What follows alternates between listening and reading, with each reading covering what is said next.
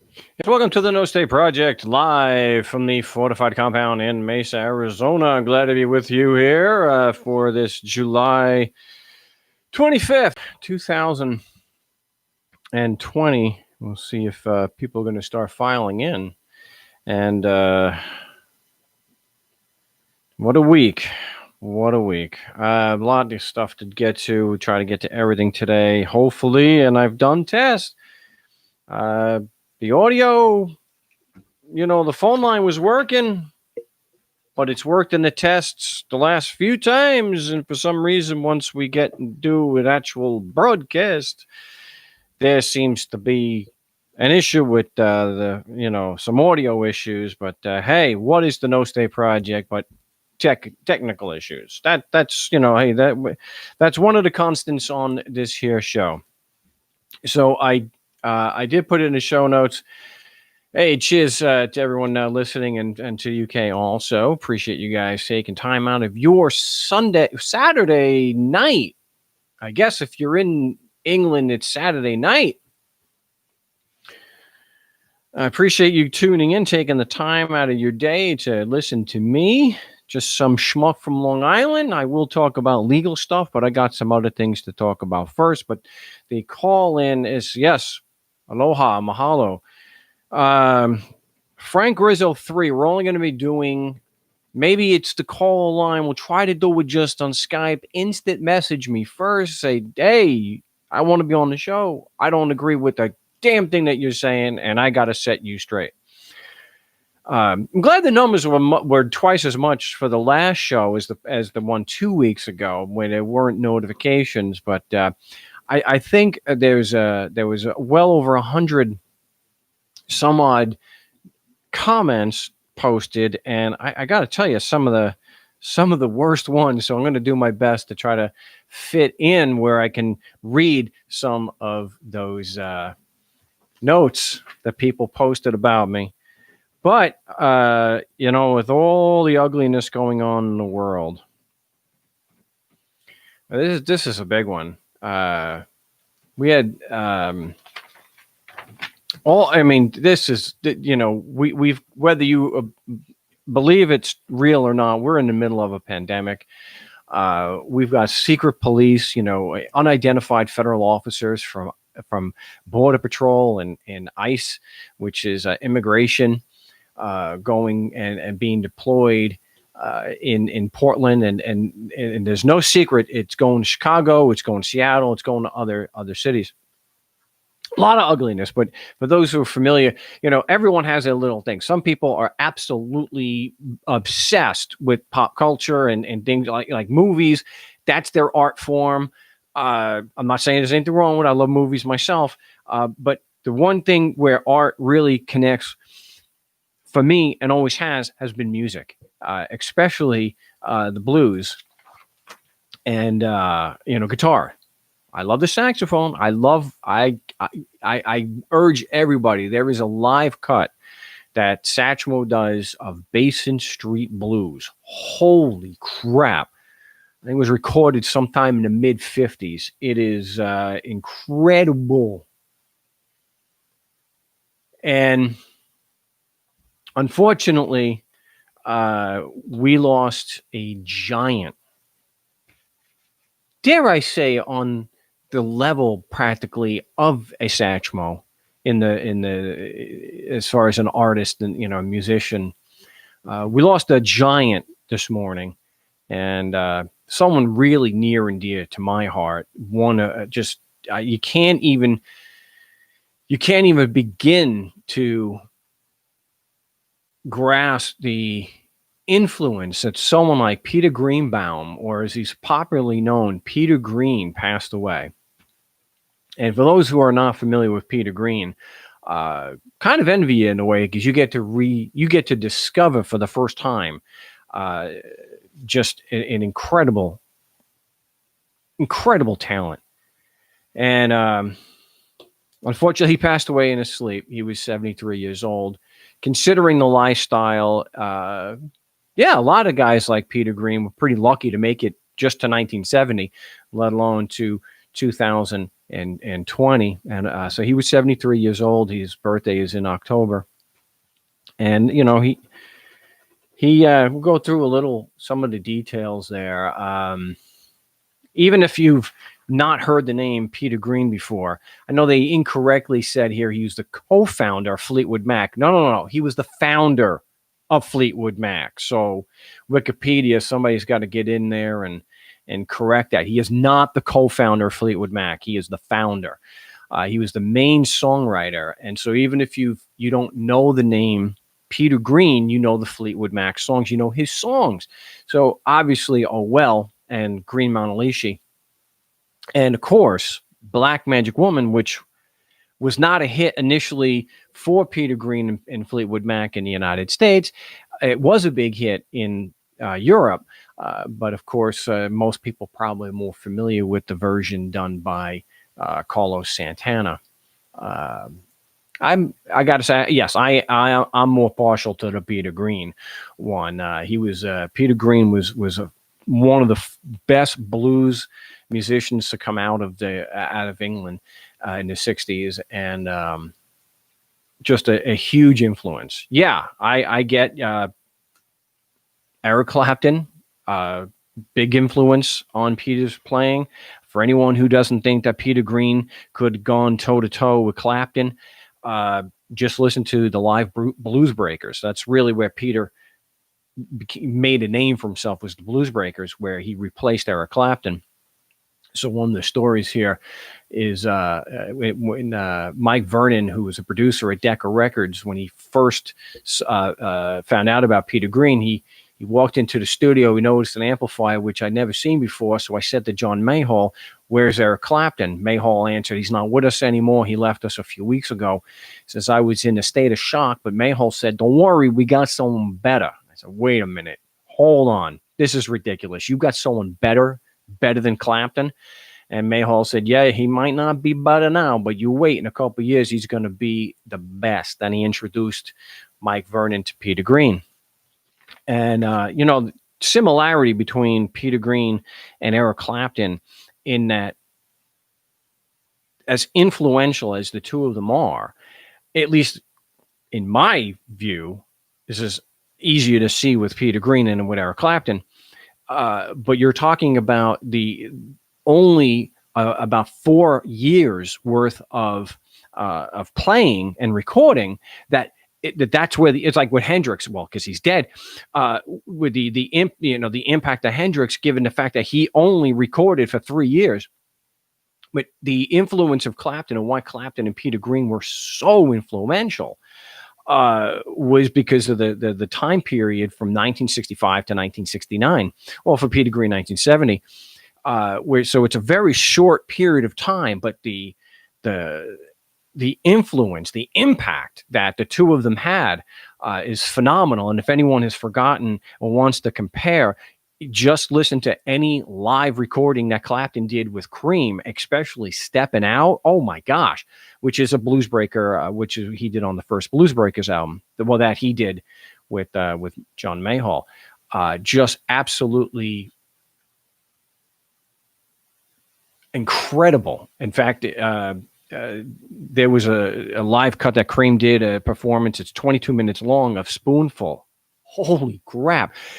It is almost unreal what Eric Clapton did during those years with Cream. And you listen to that and you're like, I'm not trying to put down someone like Ginger Baker.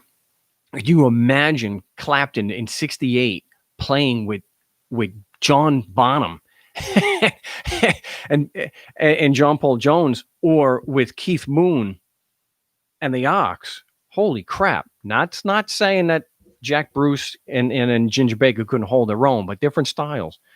Absolutely phenomenal. But Peter Green, his touch, just virtuoso, just the magic. And I know that it's that after 1970, he had just a bad experience with LSD, which is kind of puts him in the same kind of camp as Syd Barrett, where he's just never the same. So Peter Green was performing up until just a couple of years ago. You could tell he's just not the same guy. Whatever magic was there from 1966 to 1970 just wasn't there anymore. Although there is a blues performance he did with Mayhall in 1970 after leaving Fleetwood Mac, which he was still on fire.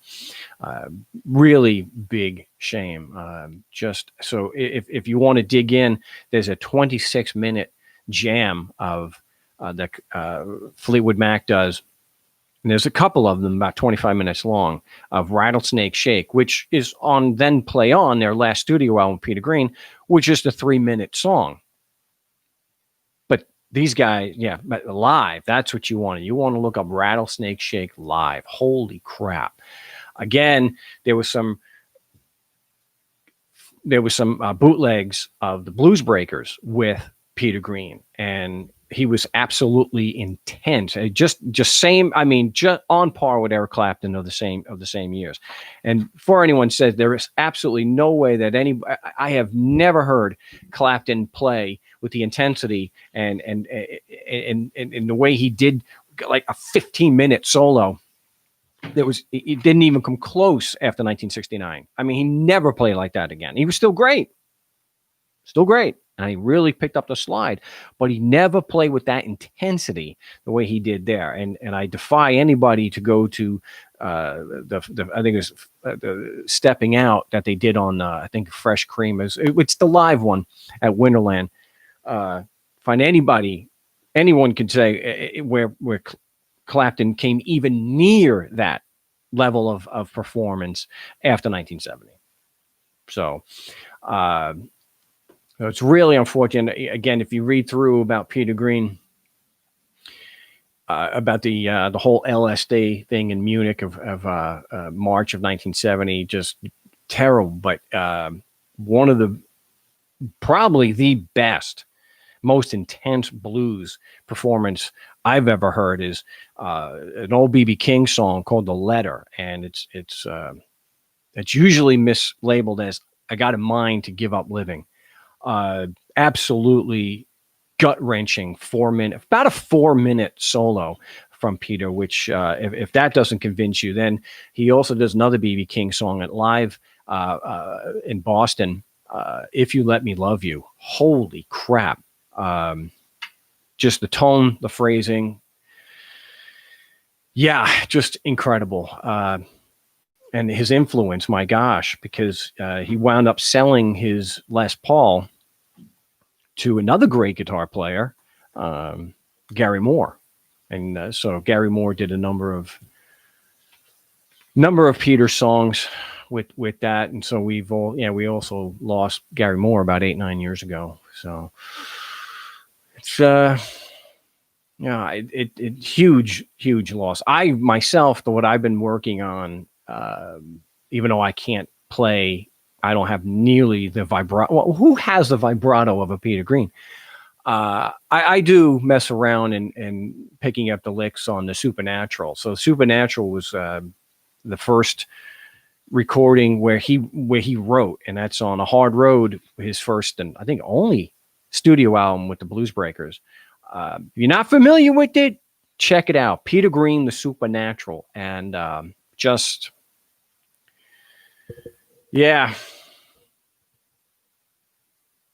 What can you say? Just rest in peace, Peter, and what a troubled life. And I'm grateful that we have people like Peter Green in the world, artists like that can actually touch you. And, I get like a lot of blues players, but not too many of them actually hit you emotionally like Peter Green. And this is just a personal thing. Another one is Dwayne Allman. Oh my gosh. And then you got Mike Bloomfield. Good Lord, Mike Bloomfield. Just an emotional impact there that you get, that you have. And that's why with certain artists, some people just like me, you just have that attachment. So it's a big loss. That's too bad. Too bad some horrible people have to outlive someone like Peter Green. So anyway, if you're not familiar, I highly recommend You want to get Peter Green with John Mayall's Blues Breakers, and of course anything from Fleetwood Mac, basically from 1968 to 1970. That's what you want. And this precious little, that's one of the things that ticked me off about so many of these live videos that they did of concerts back then. Here you've got Peter Green, for example, very, very little footage. And there was one show that they have videoed, I think in Stockholm, and it's an 8-minute rattlesnake shake. So they kind of compact so much into that. Here you've got Peter Green in the zone. They're focused in on the bass player, Mick, not Mick, Mick V. And then on Mick, the drummer. Peter Green in the zone, killing it. And we're looking at Mick Fleetwood. What the hell? What the hell? But there is one with, it's all focused on Peter Green doing a blues, a straight blues. World keeps on turning. So we get a glimpse into the genius of not that you have to, but it's good to see. So definitely check that out if you are not familiar. Yeah, he's in the spirit in the sky, I guess. We lost Danny Kerwin a couple of years ago. Anyway, rest in peace, Peter. I was taken by one of the comments from last week, and I don't remember. It wasn't important to write down who said it, but they had an objection to the ethics part of what I was discussing. And like I've said before, and if you're new, wow, we've got almost nobody watching right now. Maybe a lot of people not getting notifications, I guess. William Rand is saying, seems like when you try a test 5 minutes before the show starts, the 2 notifications reach more people. Yeah, I didn't actually do a test for this particular show. I was running out of time. So I'm thinking not too many people got notifications because there's very few people watching right now. But for those who are, this gets back to the attitude that seems to be more prevalent amongst alt-right Republican type Americans, in that Ava Fangul, I got mine. This not giving a damn about anybody but yourself. And so the comment, well, sorry about that. The comment was, those are my ethics. Those are Mark, those are your ethics, not mine. And I gotta ask, especially if, maybe I don't know, maybe they've unsubscribed, which a lot of people have. Do you consider when someone says something like, hey, Mark, those are your ethics, not mine? What are your ethics then, if any? How do you get any more simple and more universal than live honestly, injure no one, give every man his due? If you have any ethics at all, wouldn't they be consistent with those three three principles? I mean, what kind of ethics system or ethics do you have if those are not consistent, or they don't encompass those?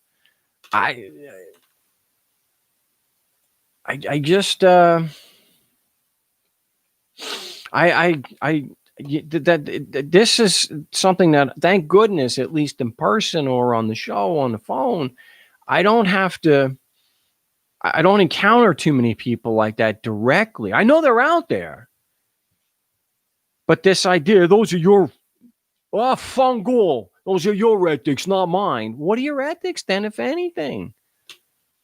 Are you against that? I mean, when someone's saying that, if they're serious, not just trolling, are you not? Do you not believe in being honest? Do you not believe in being peaceful? Do you not believe in giving everyone their due? It's hard to wrap your mind around. But some of the comments from the show Let's read some of these here. Veganism rotted his mind worse than ever. Sad. Kind of makes me think that they're trolling or they're just being sarcastic, and because the sad at the end is kind of a sign off for the impeached president, who is actually older than Peter Green, and yet his heart still beats. That is a real tragedy. We still have the impeached president, but Peter Green will be in the ground soon. Veganism rotted his mind worse than ever. Oh, and that got upvoted a few times, so I guess some people agreed with that. Here's one. If you are so scared of no mask people, and then in all caps, then you should not be in public. Wear 3 masks, Mark, and put a plastic bag over your head. Well, okay. I'm not scared of no mask people. I just think it's unethical, and I think it's reckless to go around without the mask. I'm not afraid. It looks like somebody was triggered, though. Again, there was a doctor who actually ran 22 miles while with a mask on and had an O2 sensor, and it didn't affect him at all. I don't get the pushback on the mask. It's insane. I think it's crazy. So I'm not afraid of them. And then you should not be in public. I do limit my interaction and going to the store. I think it's a smart thing to do, not because government is telling me to do it, some government agent, but because it just makes sense in the middle of a pandemic. Samuel's writing, Mark, it sounds like you're carrying the water for the epidemic alarmists. People have been spraying particles into the air since the dawn of time. Yeah, and I understand that, and that's why when you look at 2,000 years of history of like the plague, one type of the plague was airborne. It wasn't the bubonic. It wasn't just through being bitten by a flea. It wasn't, but it was through air particles. And you're talking about just decimating 60% of or more of the population at the time of Europe. That's just an appeal to tradition, isn't it? Right? I mean, if you're saying, people have been spraying particles out of their orifices, time immemorial. Does that mean we don't wear a mask? Hell, you'd be against condoms then, right? Well, people have been, going, So I don't see that's sound logic there. Am I carrying the water for the epidemic alarmist? Epidemic alarmist? The ones who are being alarmist are those who are screaming that their constitutional rights are being violated because they're being asked. Well, first it was suggested that a mask was put on and that you limit your interaction. And then if you have to interact, you have the mask on and you stay at least 6 feet away. And then you've got people screaming that, and you can see videos of it, they're screaming that you're taking my constitutional rights away. Well, who's the one being triggered here? Who's the one who's an alarmist? I think 140,000 people dead and record number 10,000 a day of new cases, like in Florida. I think that's an alarmist. The alarmist is when you say this has all been planned and the globalists, they're doing it to reset the economy and commit genocide on the middle class. All they want are the very rich and the very poor. That's alarmist, isn't it? I'm trying to just inject some ethics and some actual common sense. Somebody master for chicken.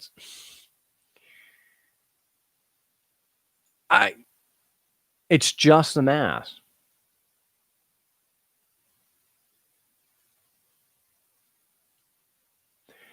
Someone saying, LOL, Mark trusts the authority all of a sudden. Someone saying, Mark must be getting a government paycheck. Oh, it's common sense. I'm not listening to government authorities. It's science. It's common sense. And again, I've already talked about the logical fallacy, the hasty generalization, the gross generalization that just because politicians do lie, does that mean that everything is a lie? No, but you have to look at independent sources. You have to look at other sources. So no, I'm not getting a paycheck at all, which is why there's no caller line. I'm getting a government paycheck. You think I would spend the time doing the show if I was getting a government paycheck?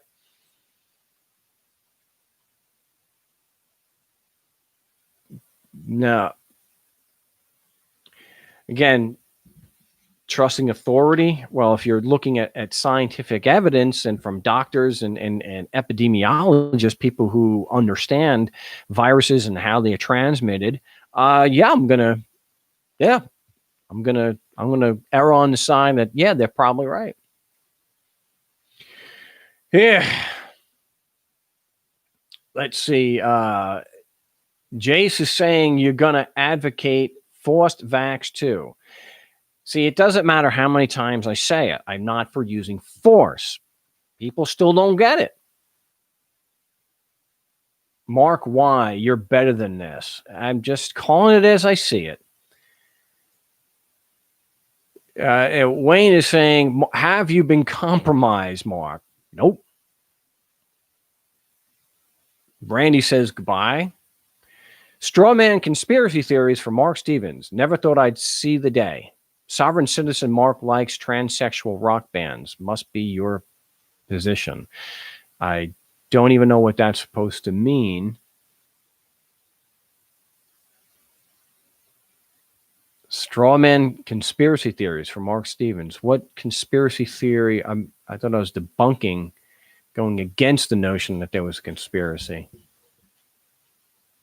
Wow. Wow.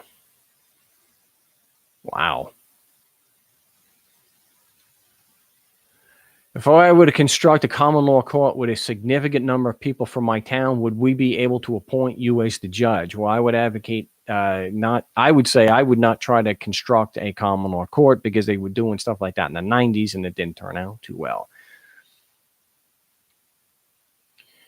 Oh, here's some common sense here. I've worked construction most of my life, and many, many times I needed to wear a mask and sometimes a respirator. I've never had a problem with it. That's, yeah. Fred is saying, yes, be scared to be breathing air. Ooh, so scary. LOL. Well, when you're in a pandemic and there's a deadly disease that even if it doesn't kill you is showing to have long-term significant effects, you just take the precaution. So may I try to find your criminal, civil, and I believe third question scripts? Anybody who wants the scripts, somebody posted them for free a long time ago. They're not available through me anymore, and I no longer sell Government Indicted or Adventures in Legal Land, but there are third parties that have them available still, and you can just do a search or go to Amazon and you can get it there. Wow.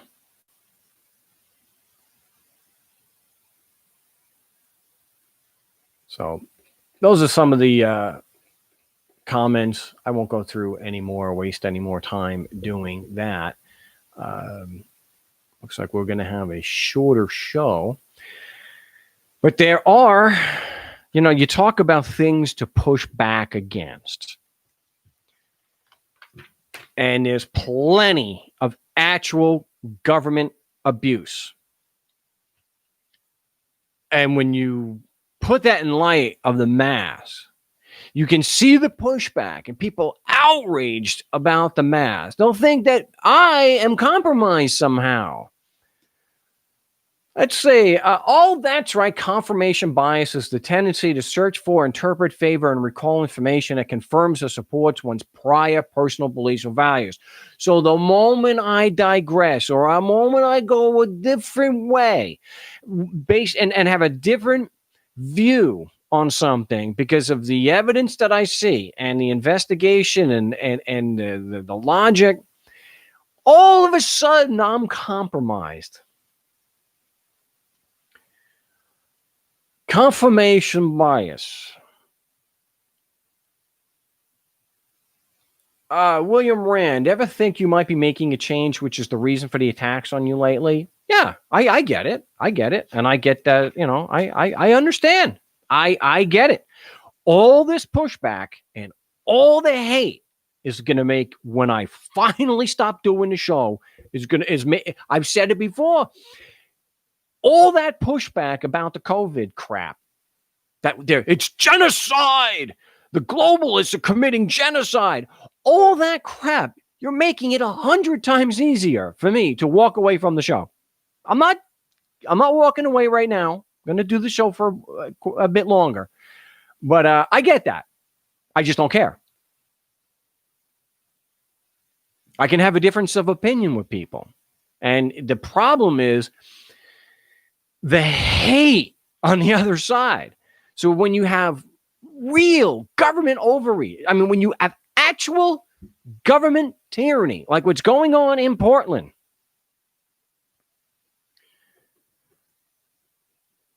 all the people that are saying, I've got to have guns and I've got to have an arsenal and the Second Amendment to protect me and my rights from encroachment by the government. Where are the people with the AR-15s that were doing all the protests? They were protesting the mask with an AR-15. Where are they in Portland? Here you have the opportunity to push back against actual government tyranny. Why aren't they taking their guns and protecting people and their rights up in Portland?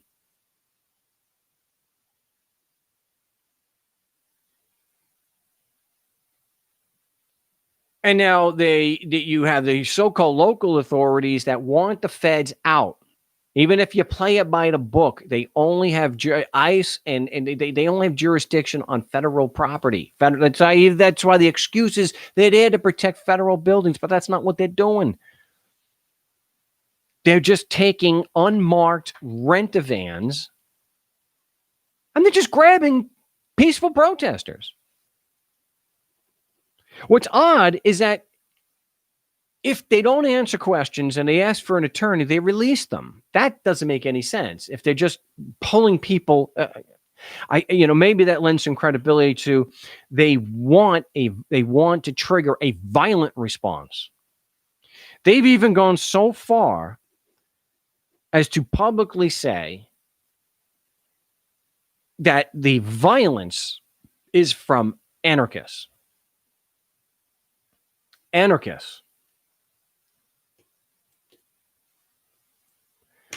Let's see, Lawrence, Mark, are we all just dumb or are you just smart putting two and two together? I'm not saying that people are dumb. I don't want to be accused of the insults. It's been leveled at me that literally all I do is yell and scream and insult people. That's all I do.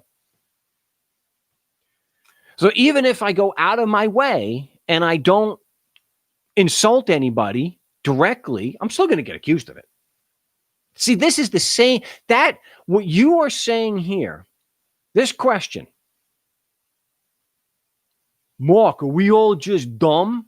That is exactly the excuse or that was used to keep me from doing the big coast to coast. So the producer went to get me on. Remember, I did the little show, Coast to Coast AM.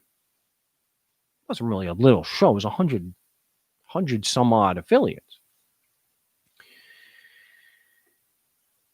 But what they told the producer, George Norrie and Art Bell, was that, Mark is was he just so smart and he figured out and we're all so stupid? No, never said that I was the only one who figured out. I wasn't. This is just what my experience tells me. This is what the facts tell me. Wasn't that everyone else is too stupid to realize it? That was just the immature attitude that was taken. I think here it's not that people are stupid. I won't even say that people who are flat earth are stupid. I just think that you're misled. And I think through confirmation bias and always seeing the government and the mainstream media as literally always saying something false and not seeing that that is a fallacious way to reason.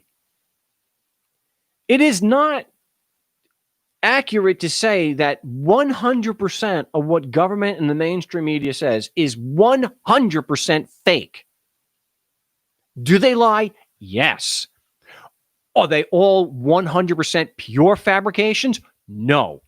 Are there a lot of times where it's truth mixed with fiction? Oh, yeah. Oh, yeah.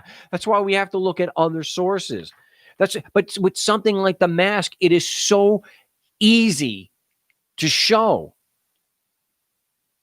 It is so easy to prove that that is wrong. And now the one making the, well, pants don't stop you from smelling someone's fart, but it certainly stops them from crapping on you. I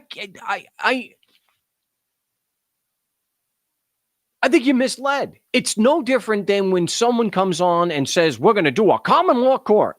Or they come around and they start with all this sovereign citizen stuff that the name in all caps and it's all admiralty. I'm not saying that they're stupid, but they're misinformed.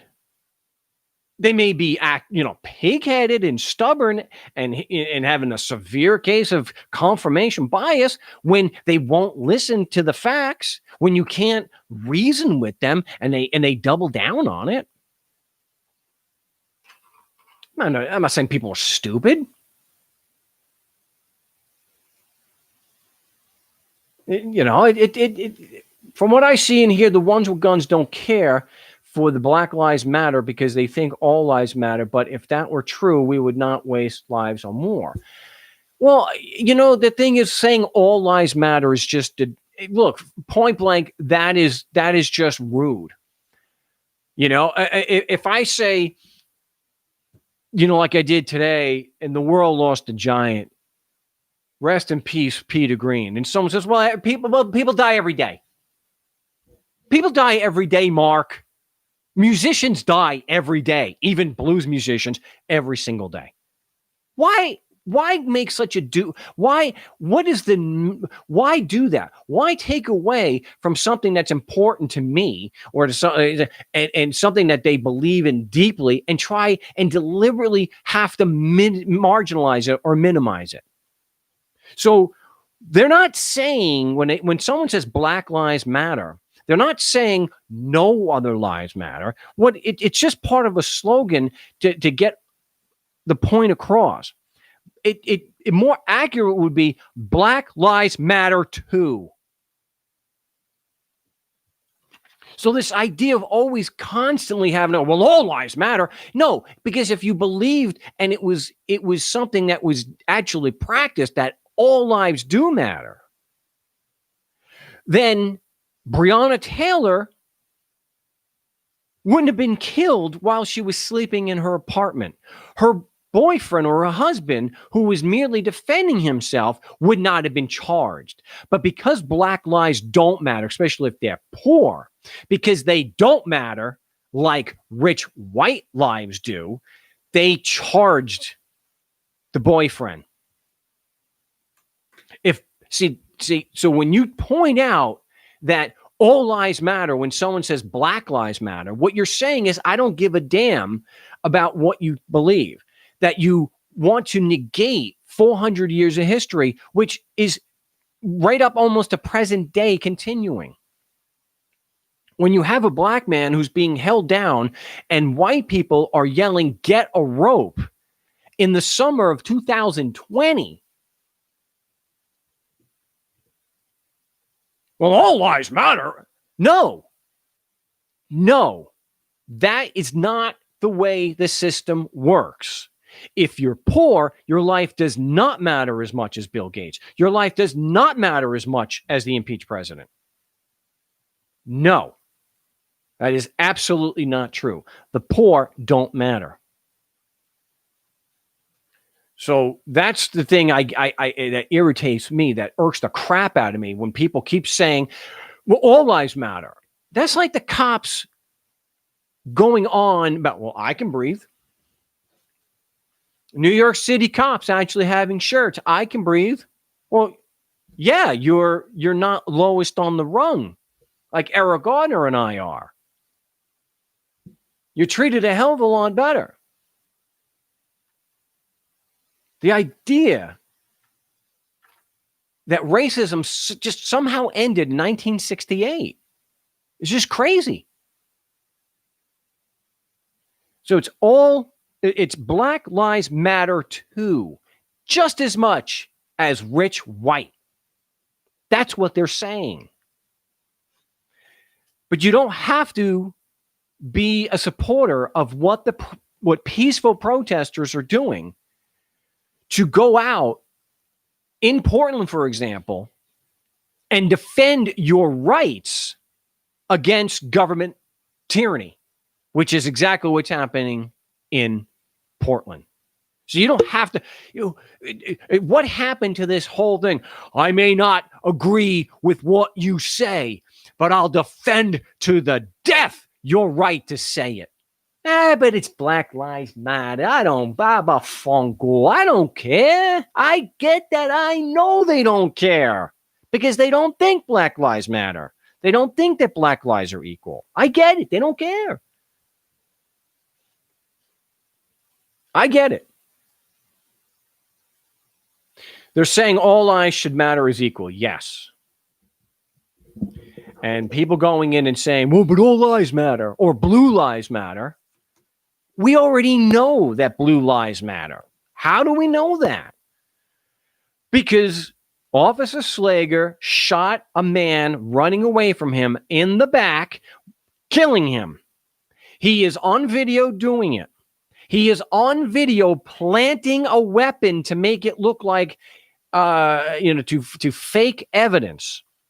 And he got away with it. Why? Because blue lives do matter. The cop that shot Tamir Rice, who was a 12-year-old child, is still walking around.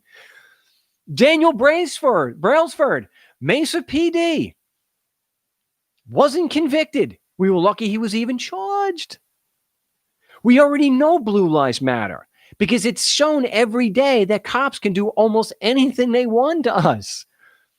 They shot Breonna Taylor while she was asleep. None of them have been charged yet. That is your evidence blue lives matter and Black lives don't matter. So they're saying our lives matter as much as all of yours. So to come out and say, well, all lives matter, you're trying to marginalize and negate what they're actually saying. And until you have lived that life, the idea, you imagine what it must have been like. I have a different history.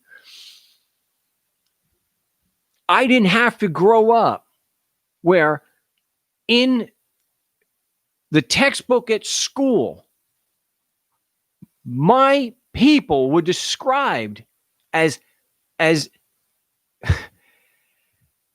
what's the word? Savages. At least until the 60s, American textbooks were teaching about, let's say, like the native population, the Native Americans were savages. And have your entire history and culture wiped out.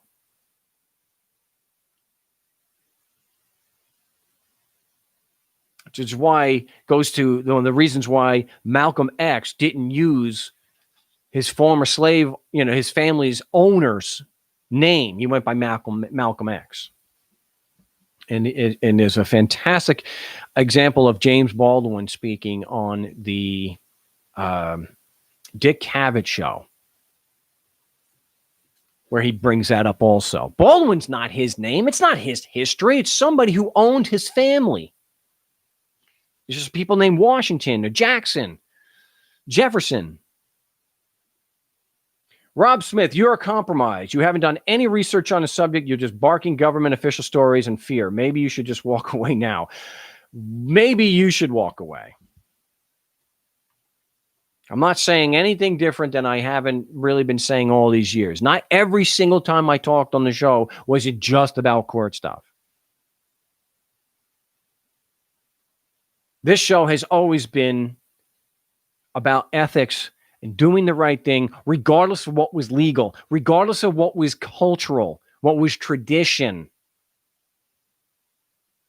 All these people who want to sit here and attack and criticize people who are saying Black Lives Matter, was the history of your people wiped out? Was there a campaign of genocide to not only to destroy your culture and your language, where your children were forcibly removed from their homes to be educated in the European way? The impact that must have had. What would happen to my people, the Sicilians, and also the Irish, pales in comparison. Absolutely pales in comparison. Even given the reign of terror that the English did on the Irish, island. Pretty bad. They couldn't even speak their language. It was outlawed. So this idea that things were just rosy and pull yourself up from the bootstraps. People who were kept as property, when they weren't kept as property anymore, my gosh, think about it, guys. They had no property. Oh, you're free now. They had families. They had no property. Well, just work. They weren't allowed to own property. They weren't even allowed to own property. And the Jim Crow stuff went right up into at least on paper, right up into 1968. It's mind-boggling that anybody. See, and this gets back to them saying it was anarchists that are causing the need to deploy hundreds and hundreds of unidentified federal police agents to places like Portland and now Chicago and Seattle. No, anarchy is not violent. Anarchy just says that we reject the concept of a ruling class, a violent ruling class. We say as an anarchist that the principles of right and wrong apply to everyone in the group. It applies to everybody. There are no exceptions.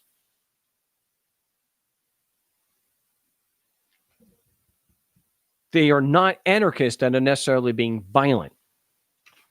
We know the cops are being violent.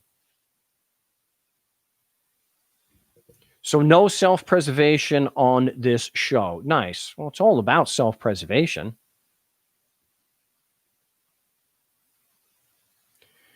We survived smallpox blankets and will survive the baloney virus too. Well, maybe you won't survive. Maybe your mother won't survive. Maybe your grandfather won't survive. But not everyone's going to survive it. I don't take this callous attitude. Well, it's just people die every day. Why take any precautions? Because it's not going to wipe out all of us. What kind of reasoning is this?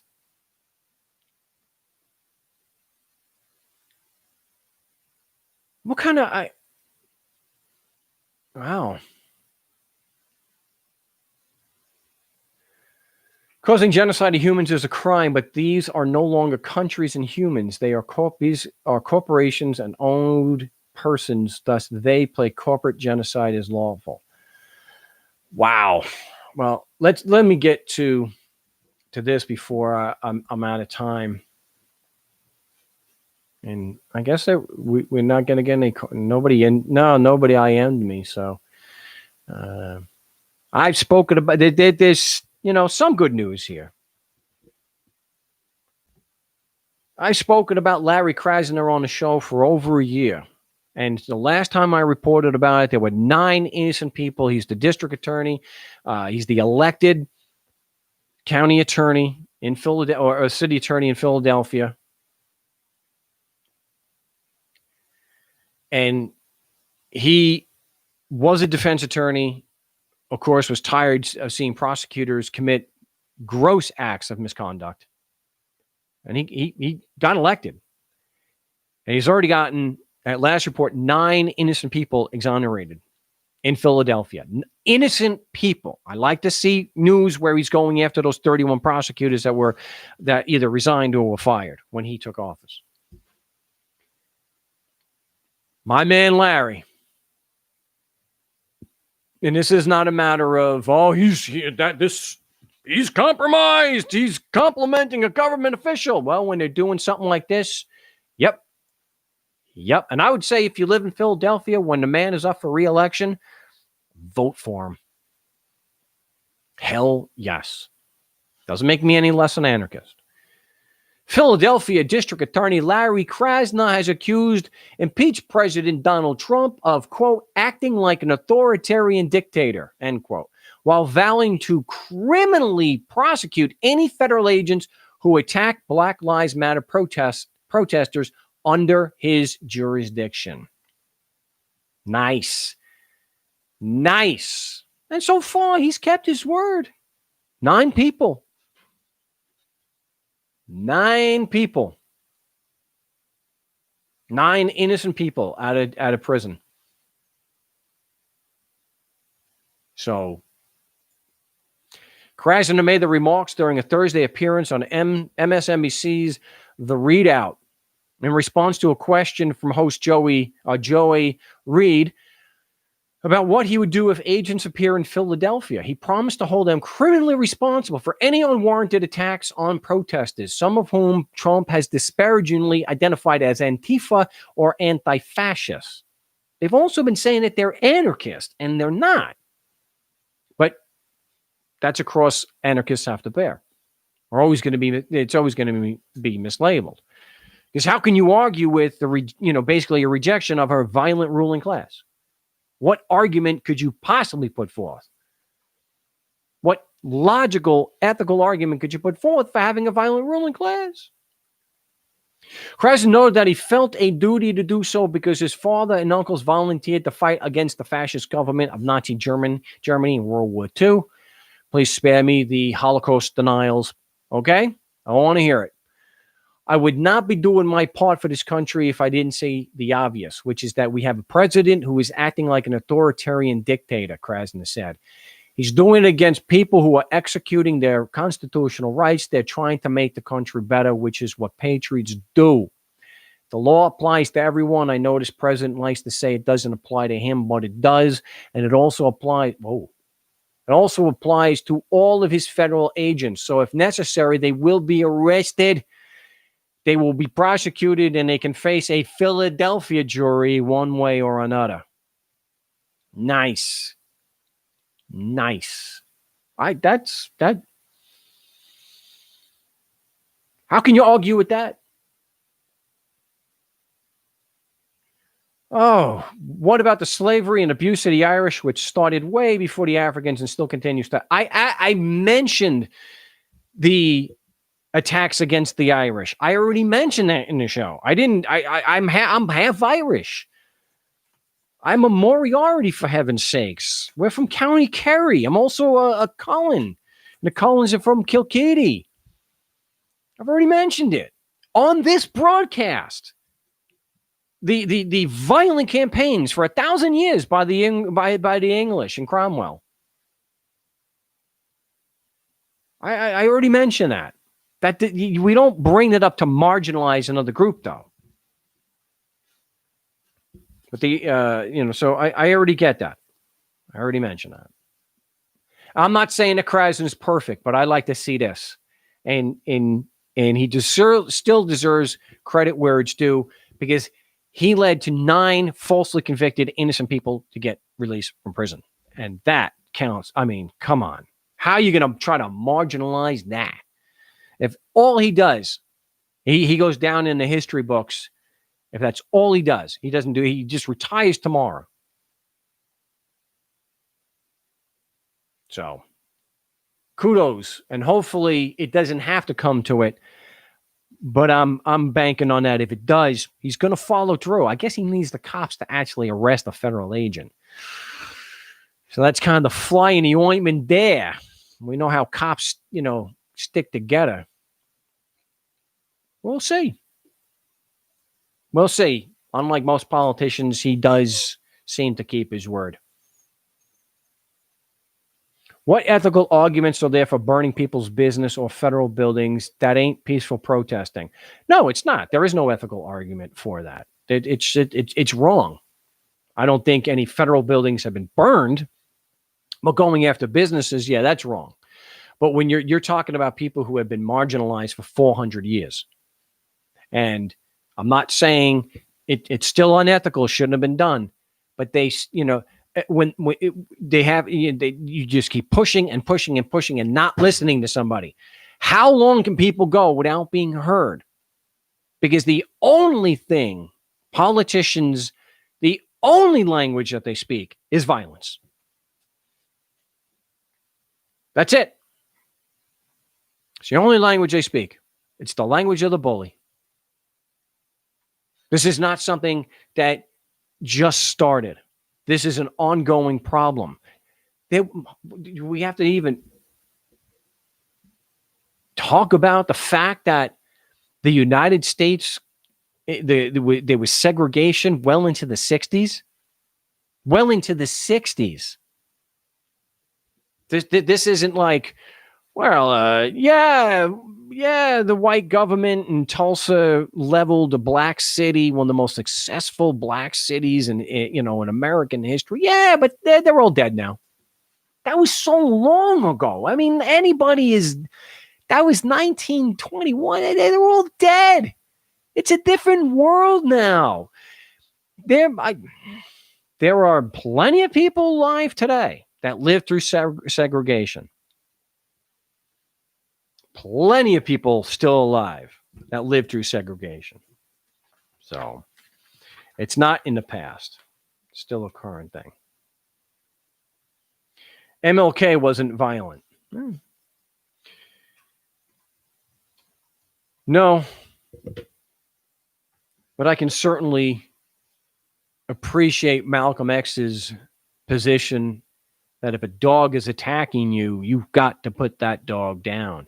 There is still video of what happened in the 60s, and the 50s and 60s where dogs were set. And you can see the videos against peaceful black protesters and getting dogs to attack them using fire hoses. This is all historical fact. So that's what I had prepared for the show today. Sleeping with other men's women is not violent. Well, live honestly, injure no one, give every man his due. Knowingly, sleeping with another man's wife, that's a real scumbag move there. Even if the wife is the one pushing it. I mean, if you know and you do it anyway, I don't know. Maybe it's one of those, fangul, I got mine. I think for those who turn around and say it's your ethics, not mine, if you're one of these afangul, I got mine, at least, admit you're not an ethical person. I don't subscribe to ethics. I do, in evolution, Darwinism is not the survival of the strong, the fittest. It's the most adaptable, not just being a brute who can force your way in. Yeah, and those dogs were turned on MLK, Martin Luther King. He still wasn't violent. Yeah. Peaceful black protesters, can they be seen in a museum? Are you kidding? Wow. I think John Lewis was one of them who just passed away. So, Martin Luther King had affairs. No, he didn't. That was the FBI, who actually came out later, was declassified, was pushing him to commit suicide. He was getting to have a little bit too much social power, and now he was going after the Vietnam War. So, Virtue signaling by the, it's not, just because you point out that something is wrong is not virtue signaling. Good gosh. All right, I've had just about enough. It has been the No State Project for July 25th, 2020. I did get a Skype, my audio. I will get that posted on markstevens.net. I apologize for not updating the website with the podcast. Well, last week I forgot to hit the record, but not this week. I got that. But I appreciate everyone tuning in. The few that did tune in, if you disagree, instead of just slamming your keyboard and telling me, just call. I have the Skype, so maybe next week. Yeah, I will be live next week. I appreciate everyone tuning in, and yeah. We'll be live next Saturday. So till then, salud.